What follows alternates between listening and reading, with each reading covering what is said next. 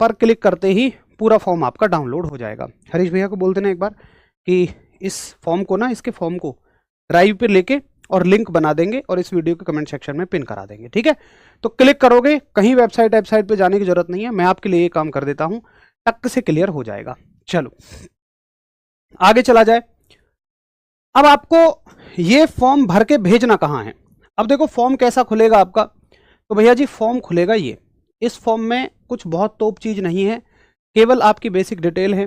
कुछ ना समझ में आए तो मुझसे पूछ लेना, बिल्कुल बेसिक डिटेल है। हिंदी में भर दो चाहे इंग्लिश में भर दो, किसी में भी भर दो, प्रेफर करना इंग्लिश में। फॉर्म इंग्लिश में है तो इंग्लिश में ही भर देना। नाम वाम थोड़े से गड़बड़ मत कर देना। सारी की सारी बेसिक डिटेल है। कुछ ना समझ में आए तो मुझसे एक बार पूछ लेना, मैं फिर से वीडियो ले आऊँगा। बाकी बहुत कुछ मुश्किल नहीं है। फॉर्म भरने के बाद देना कहाँ है, ये बहुत सारे पते इस नोटिफिकेशन में दिए हैं। मैं इस नोटिफिकेशन का लिंक भी इस कमेंट सेक्शन में लगवा दूंगा, पिन करा दूंगा। ऊपर फॉर्म का लिंक होगा, नीचे नोटिफिकेशन का। नोटिफिकेशन का लिंक क्यों जरूरी है, क्योंकि इसमें देखो कितने एड्रेस हैं। इसमें एड्रेस दे रखे हैं भाई, टोटल 120 के आसपास थे। 120 एड्रेस टोटल दे रखे हैं, 122 में से जो भी एड्रेस आपके सबसे नजदीक पड़ता हो उसमें जाके और वहीं आप इसको पते को इसको पोस्ट करके चले आना। ये काम आपको करना है, ठीक है। इन्हीं एड्रेस पे करना है आपको, और कहीं पर पोस्ट नहीं करना है। किस जगह पर कौन सी वैकेंसी है वो भी उसके सामने लिखी हुई है। अगर आप चाहते हैं, मान लो सिंगारसी एक जगह में इस पते पर पोस्ट करना चाहते हैं, तो फिर हाउस कीपिंग की वैकेंसी है और वहां पे आपको केवल हाउस कीपिंग ही लिखना है, ठीक है, और कुछ भी नहीं लिखना है। अब देखो सिलेक्शन की प्रक्रिया क्या रहेगी, फॉर्म के साथ आपको क्या लगाना है। तो फॉर्म के साथ जब आप फॉर्म भर दें तो आपको लगाना है 10वीं अंकपत्र और उत्तीर्ण प्रमाण पत्र। आपको ये ना फोटोकॉपी लगाना, ठीक है। ये फोटोकॉपी लगाना, ओरिजिनल कोई भी नहीं लगाएगा, फोटोकॉपी लगा के भेजनी है आपको। ओरिजिनल चाहे अपने साथ ले जाना। उसके बाद आपको अपना रंगीन फोटो, और 6 महीने से पुराना नहीं होना चाहिए। पृष्ठभूमि कैसी होनी चाहिए, हल्के रंग की पृष्ठभूमि होनी चाहिए। स्लेट आपने पकड़ी हुई हो। स्लेट कैसे पकड़ी हुई हो, देखो मेरे पास ये स्लेट है और इस स्लेट पर आपको अपना नाम लिखना है।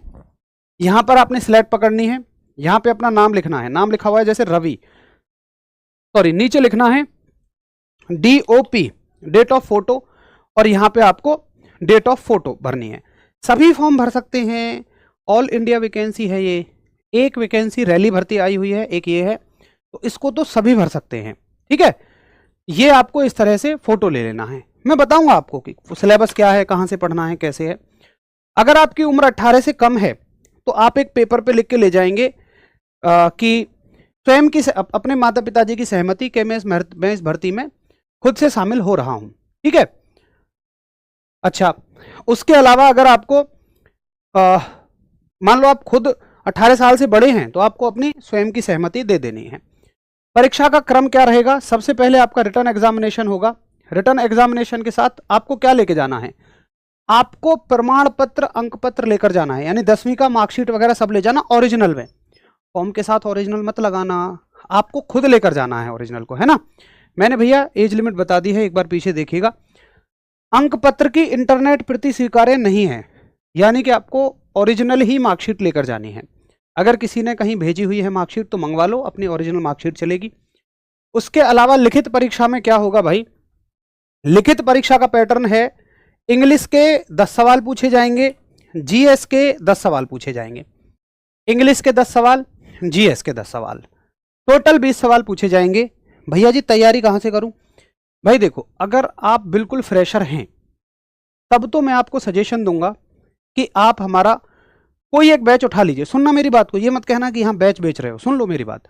अगर आप बिल्कुल फ्रेशर हैं भाई, अगर आप नहीं है फ्रेशर तो मत सुनिए अभी एक सेकंड के लिए। अगर आप बिल्कुल बच्चे फ्रेशर हैं तो हमारे किसी भी बैच से जुड़ जाइए, वहां पे आपकी तैयारी हो जाएगी। अगर आप फ्रेशर नहीं हैं, हमारा वायु बैच चला हुआ है, आप जुड़ जाइए, वहां से हो जाएगा। अगर आप फ्रेशर नहीं हैं, ऑलरेडी अभी हमारे बैचों से तैयारी कर रहे हैं, आपको अलग से बैच लेने की कोई ज़रूरत नहीं है। मैं इसके लिए कोई अलग से बैच लाऊं, कोई आवश्यकता नहीं है। आपने अगर हमारा वायु बैच, फाउंडेशन बैच लिया हुआ है, आपने हमारा कोई पहले बैच लिया था, उसके नोट्स आपके पास हैं, तो भी आपको कोई बैच लेने की जरूरत नहीं है। आप आराम से उन्हीं नोट से तैयारी करिए। मतलब 3 में से केवल 1 केस में आपको बैच की जरूरत है, बाकी के 2 केसेस में बैच की जरूरत नहीं है। आराम से तैयारी उसी से हो जाएगी। फाउंडेशन बैच हो, वायु बैच हो, इंडियन कोस्ट गार्ड का बैच हो, सभी से इसकी तैयारी हो जाएगी। मत लेना बैच।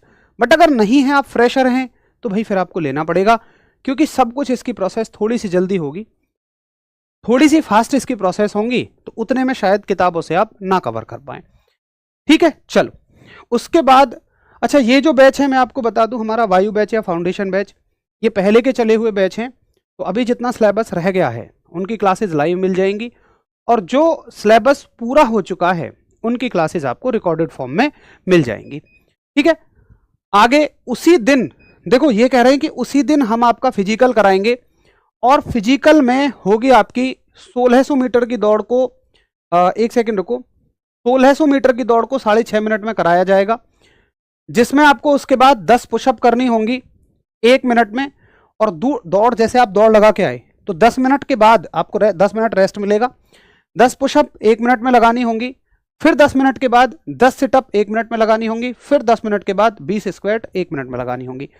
स्क्वाट्स, सिटअप, पुशअप में कोई समस्या है, हमारा चैनल है RW फिजिकल गुरुजी, जाइए, बिल्कुल फ्री में सारी वीडियोस पड़ी हुई हैं।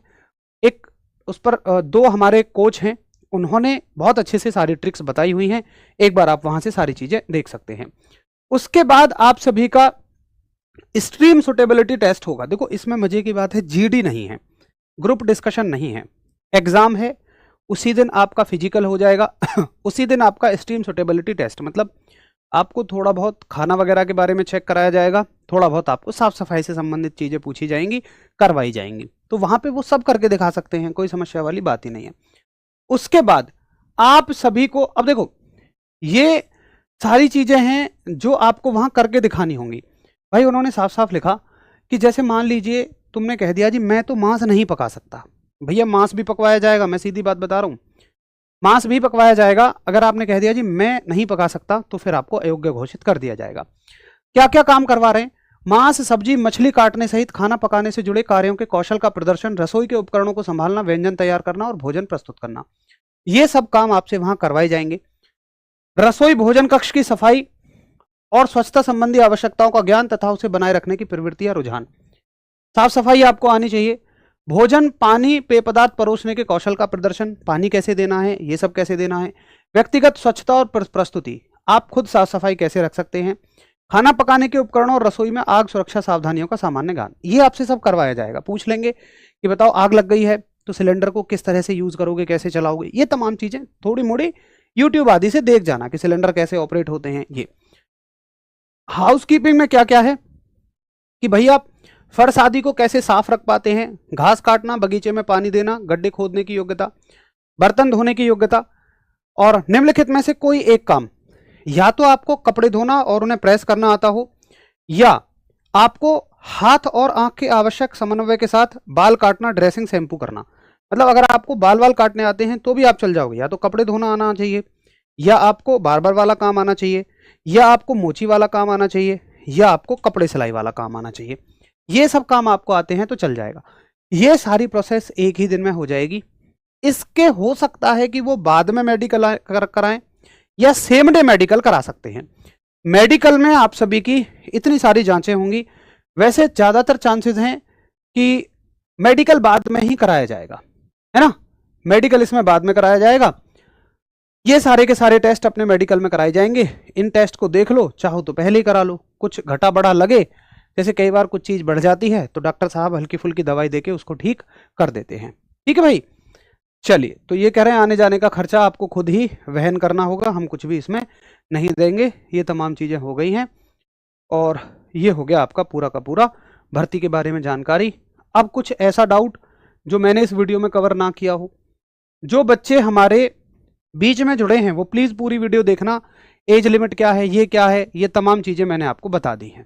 ठीक है, Agniveer Vayu non combatant under Agnipath scheme information browser for the applicants, ये आपकी भर्ती थी इनटेक 1 2026 की, और कहां से फॉर्म आदि डलेंगे वो तमाम चीजें मैंने आपको बता दी हैं। बताइए, नेगेटिव मार्किंग के बारे में कुछ नहीं बताया, शायद नहीं है नेगेटिव मार्किंग, वर्दी नहीं मिलेगी भाई इसमें, शायद वर्दी नहीं मिलेगी। और मेरी जो एक दो बच्चों से बाकी इस डाउट को मैं आपका 100% बता दूंगा जिन बच्चों ने फॉर्म भरा है। अग्निवीर की नौकरी है तो जो सैलरी है वो फर्स्ट ईयर मतलब फर्स्ट मंथ 30,000 आती है, परमानेंट नहीं है, अग्निवीर वैकेंसी है। अग्निपथ स्कीम में कह तो रहा है वो, अग्निवीर वायु नॉन कॉम्बटेंट, मैं बार बार यहाँ रिपीट कर रहा हूँ, अग्निवीर है, वैकेंसी नहीं बताई हुई है,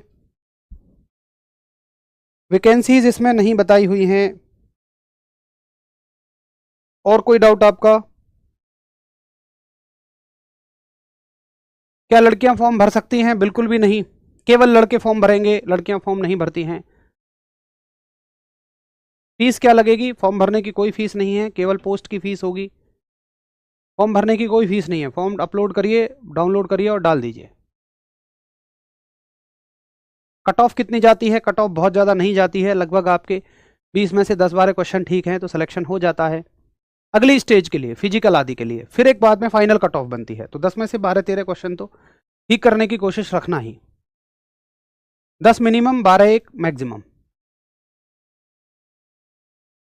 एज लिमिट वगैरह सब कुछ मैंने बता दी है, ठीक है। चलो, वैसे तो मैंने सारे डाउट कवर कर लिए हैं। अभी आपका कोई और डाउट हो तो इस वीडियो को कमेंट सेक्शन में छोड़ दीजिएगा, फिर से मैं आपकी जानकारी के लिए एक और वीडियो लेकर आ जाऊंगा। एक रैली भर्ती भी निकली हुई है, बट वो कुछ ही स्टेट्स के लिए है। कल मैं एक वीडियो लाऊंगा उसको इसी टाइम पे, मैं कोशिश करूंगा 7:30 के आसपास, और उसमें पहले मैं ये बता दूंगा कि कौन कौन से स्टेट वाले इसमें एप्लीकेबल हैं, ताकि फिर वही उस वीडियो को देखेंगे। तो चलिए मिलते हैं फिर कल। नमस्कार, धन्यवाद, जय हिंद।